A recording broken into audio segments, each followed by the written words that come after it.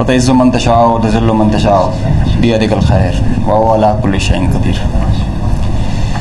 On behalf of Pakistan Air Force, Chief of the Air Staff, Pakistan Air Force, I stand here with you all with deep-rooted humility and gratitude. I am so thankful for Allah helped us in achieving whatever we desired, even whatever we deserved, more than what we deserved. For being able to be up to the task for PAF, as they say, second to none. Yes.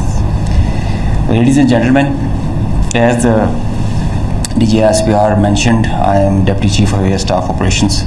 I'll pick up from where I left day before yesterday. PAF versus IF, 6-0. The PAF's response has strengthened Pakistan's national security. Alhamdulillah. And it has even strengthened our commitment, the enduring commitment the PAF has for stability and peace. But I have no doubt, and I can say with assurances, that the real genius and the mastermind, the cerebrum behind the design and the aim and the structure, the game plan of PAF was the Chief of the Air Staff, Air Chief Marshal Aurangzeb Ahmed. He asked us to do three things in our response: re-establish deterrence, neutralize key threats, retain control of air. And I will show you in my presentation how we try to do that. Slide. During the befitting response that we generated in our first episode, we attrited the IF's pride, the Rafales, resulting in this entire fleet almost coming to a standstill in a ground position. You could see that they were not flying after that, at least not close to their western border. This reduction in flying to bare minimum actually reduced their liberty of action. They curtailed their options. Slide. This is the Pakistan's air defense environment. Pakistan air defense environment is offensive, it's integrated, it's credible. And I'll show you. IF initiated having no space with their manned aircraft. They initiated with their unmanned aircraft operations, targeting Pakistan's civilian population and their infrastructure. Here you see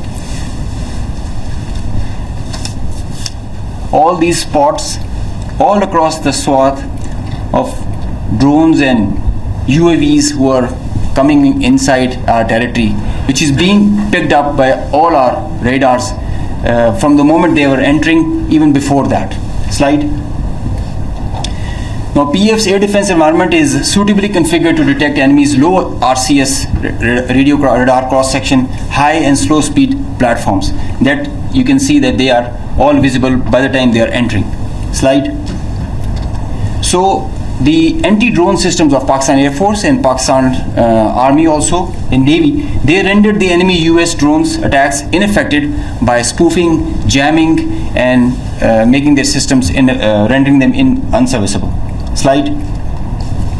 All drones with low cross section also were detected, rendered useless through utilization of the indigenous GPS jamming systems that we have, the data and the SATCOM link denial that we created through our indigenous systems that we have made ourselves.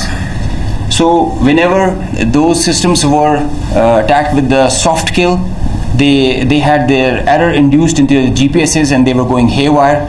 And whenever they were coming closer to any civil population or civil area of high value, a direct or a hot kill was achieved on them. Slide. So here you can see they were neutralized mid-air with the hard kill whenever they were coming close to any population or any area. Being in a sparsely populated area, they were left all alone and they were applied with the soft kill. Slide. Now after that, when the US chapter was over and they were fearing PAF's retribution, in utter desperation the IF resorted to a highly escalatory, very irresponsible surface-to-surface and long-range vector application. You can see this is Suratgarh and this is our base Rafiki. This is our eastern border, and you can see the BrahMos, high-speed BrahMos traveling almost at 3,000 kilometers per hour, who are going over there and coming, numerous, one after another. And now they were being attacked with PAF's soft kill. We were inducing the errors into them, into the GPSs, which increased their CEP. The probability of missing the target increases. And hard kill was also achieved. Here you see one of the US has gone, if by the end of the slide you see one of the US has overshot the target and gone ahead. This is the radar picture. You can see that they are going, this target will, this BrahMos will miss the target and will go ahead and fall in some no man's land. And they are being, one after another, they are coming back, crossing the borders. They are being picked, they are being picked as soon as they are being launched. So real-time launch, mid-flight and terminal phase of all SSM, PF has the capability. Our air defense system, as I just mentioned, is very offensive, integrated and credible. So here you see that they are being launched from Bhuj area. This is the southern part of the country. And this is our airfield Bhulari. You must have mentioned, you have seen there were a lot of mention from the our counterparts. Here you see this BrahMos is coming. It's almost reaching the target, and you'll see when we will apply the soft kill, look what happened to it. It moved left and then disappeared towards the ground. This is the radar evidence that we have, that there so many of their vectors missed the targets. A lot of them did make, because they were throwing like hundreds of them. Next slide. There's one more very interesting thing that I would like you to all see. This is where it is launched from our eastern side towards Jaisalmer. This is our airfield Shahbaz, Jacobabad. Now this BrahMos is crossing on top of Shahbaz, and it is going towards our western border, almost to our neighboring country, towards that. You can see this is going there. It's going ballistic. Now they are not even threatening their neighbor, they are threatening the regional stability of the whole continent and the larger area. So effective sensor to shooter grid that was made by PAF, and the potent hardened soft kill capability that led to the missed target opportunities for lots of their surface to surface and long range vectors. Slide. Now this is another thing that I want you to all to see. This is a launch of a high-speed projectile that has been launched from their areas surrounding Adampur. Now these are the vectors where our radars are picking them, and it is disappearing short of Amritsar area within their own territory.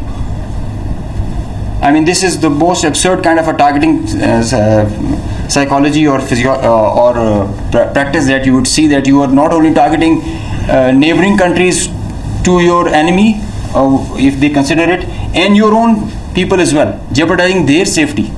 This is the high-speed project impacting within own territory, and we have other pictures for that also. This is the repeat occurrence that happened the other night also. Slide.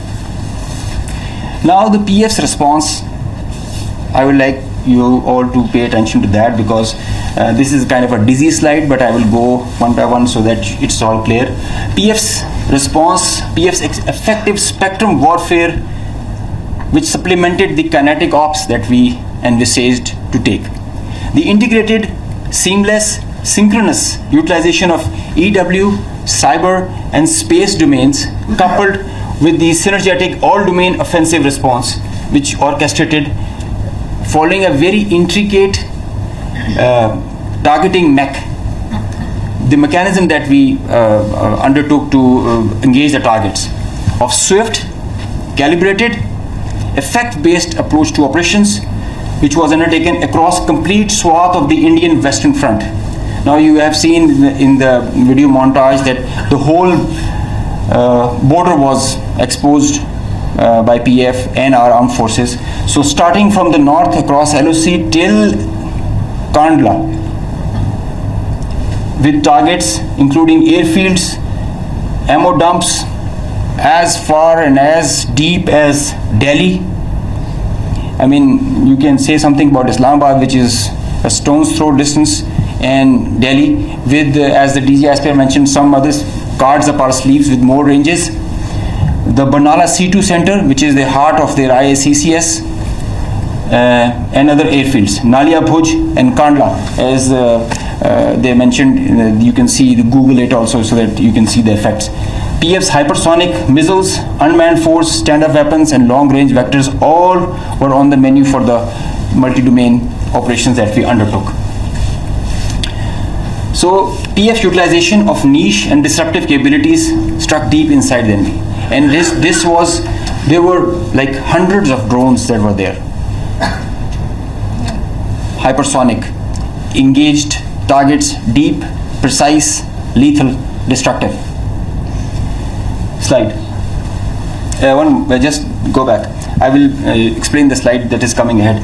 So our aim was to achieve ascendancy in effects so that we manage the escalation. Throughout the conflict of whatever length it was, we had the escalation management at our side. So within a short span of time of couple of hours, we had really saturated our friendly neighborhood. Next slide. This much talked about S-400 threat. As I mentioned that we were giving special attention to the Rafales in the air, so we gave our remaining part of our attention to the S-400 on ground. Now identifying S-400, attacking them is a easier part than identifying it on ground, because it is mobile, it's a high value thing, and you guard it. It's kind of a center of gravity. So we were tracking through our satellite imagery well before the hostilities, as we usually do. So we had pinpointed S-400. As you can see, we knew that this is parked. It's cheeseboard radar, and the other part of the radar, the other constituents of the whole S4 battery. Slide. These coordinates, go back, these coordinates were ortho-rectified by our space department, so that you have a very precise engagement. Whenever you are throwing and employing long-range vectors, you really need very precise coordinates so that you don't miss. So S-400 was at Adampur was targeted like that. Next.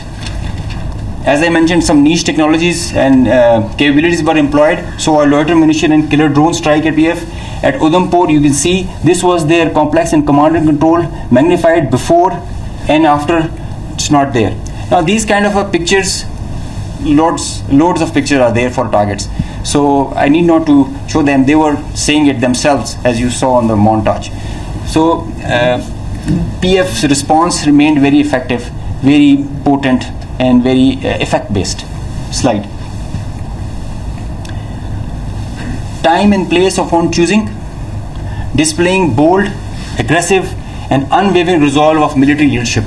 I must take a moment to mention what kind of a pressure you have when this kind of a conflict arises, and I must appreciate the leadership, both the Chief of the Army Staff and Chief of the Air Staff, both. They were both very resolute and very clear in giving instructions to all of us who are the players towards the Navy, Army, and the Air Force. And that is perhaps the reason we were so sure about it, what we have to do. In speed and direction, sometimes you have to prioritize direction more than the speed. So we had the correct directions to follow. Slide.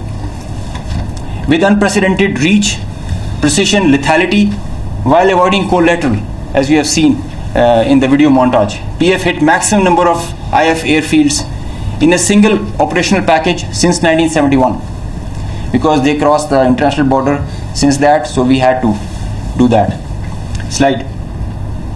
While re-establishing deterrence, Pakistan negated the setting of a new normal under the hegemonistic design of a supremacist regime through swift and effective response. Slide. On a closing note, from Pakistan Air Force, PF remains committed to ensure Pakistan's airspace sovereignty and pursue peace with strength. Thank you.